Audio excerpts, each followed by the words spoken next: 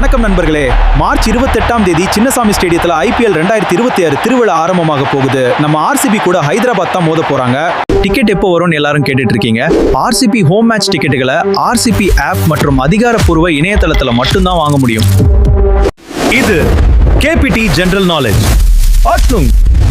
ஈசாலா cup நம்தே அப்படின்னு சொல்றவங்க ஒரு லைக் போடுங்க.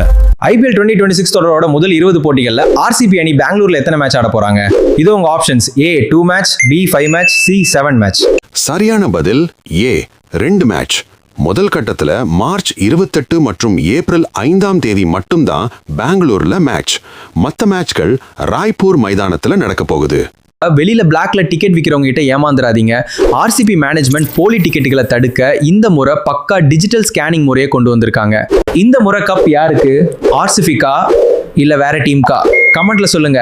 ஃபாலோ மற்றும் சப்ஸ்கிரைப் பண்ணிக்கோங்க.